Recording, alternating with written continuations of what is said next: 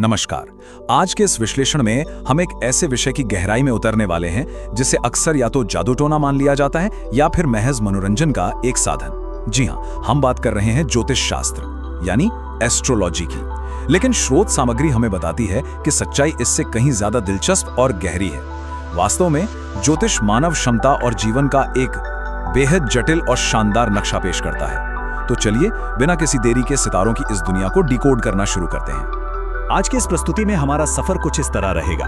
सबसे पहले हम भविष्यवाणियों से जुड़े मिथकों को तोड़ेंगे, फिर व्यक्तित्व की 3 मुख्य राशियों को समझेंगे।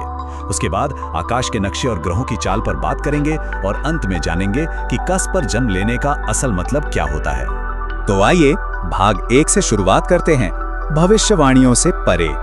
जब भी ज्योतिष की बात आती है तो अक्सर सबसे आम गलतफहमी यही देखने को मिलती है कि ये कोई छद्म विज्ञान या भविष्य बताने वाली मशीन है जो सब कुछ पहले से तय कर देती है। लेकिन स्रोत के अनुसार सच्चाई इसके बिल्कुल उलट है। ज्योतिष वास्तव में एक बहुत ही प्राचीन ज्ञान है।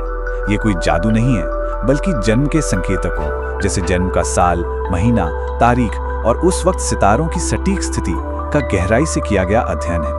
ये जीवन में आने वाली विभिन्न संभावनाओं का विश्लेषण करता है, कोई पत्थर की लकीर नहीं खींचता।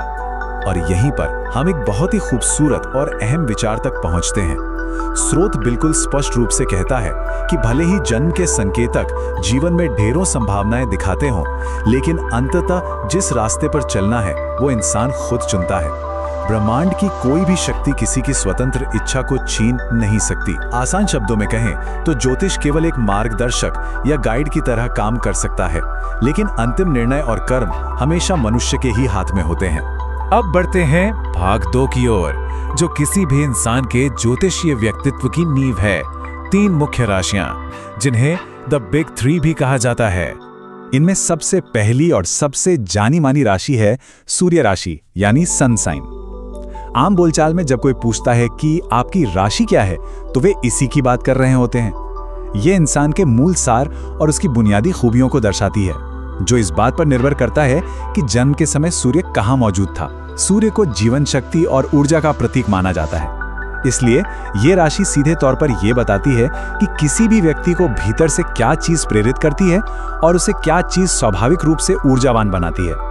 जहां सूर्य राशि बाहरी ऊर्जा और मूल व्यक्तित्व के बारे में है, वहीं चंद्र राशि या मून साइन एक इंसान के बिल्कुल निजी और भावनात्मक स्वभाव को दिखाती है। किसी व्यक्ति के मन के भीतर क्या चल रहा है, वो चीजों को कितनी गहराई से महसूस करता है और इसकी आंतरिक भावनात्मक जरूरतें क्या हैं, ये सब चंद्र राशि से पता चलता है। ये इंसान का वो संवेदनशील हिस्सा है जो बाहरी दुनिया को आसानी से नजर नहीं आता। और इन बिग 3 में तीसरी अहम राशि है लग्न राशि, जिसे राइजिंग साइन या असेंडेंट भी कहते हैं। जब किसी का जन्म होता है, उस समय ठीक पूर्वी क्षितिज पर जो भी राशि उभर रही होती है, वही लग्न राशि बन जाती है।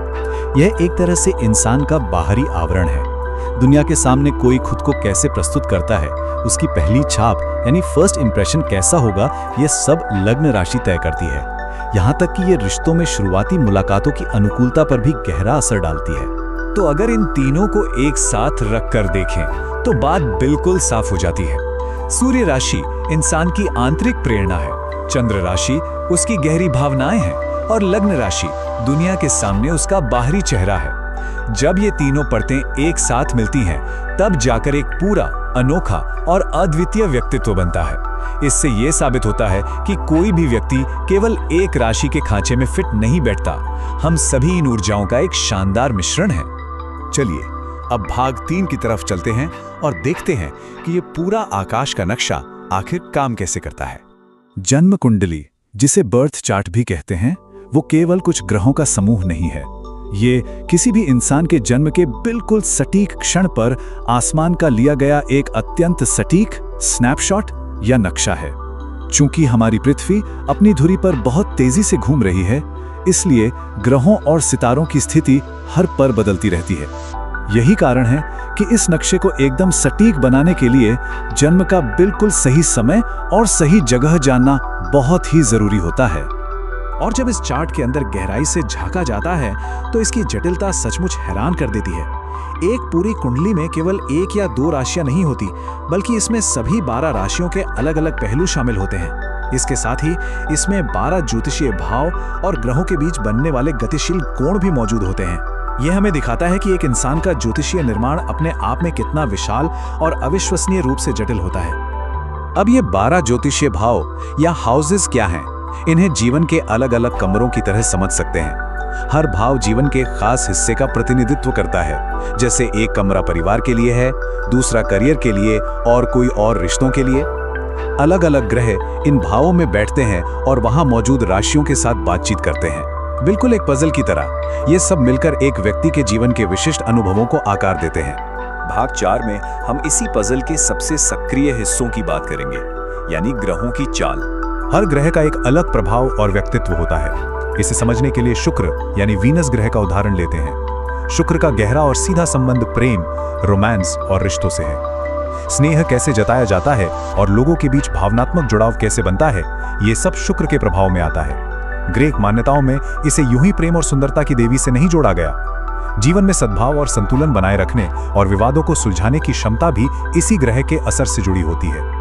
अब एक ऐसी चीज पर बात करते हैं जिसने इंटरनेट पर काफी बदनामी बटोरी है, मर्क्यूरी रेट्रोग्रेड या बुध का वक्री होना।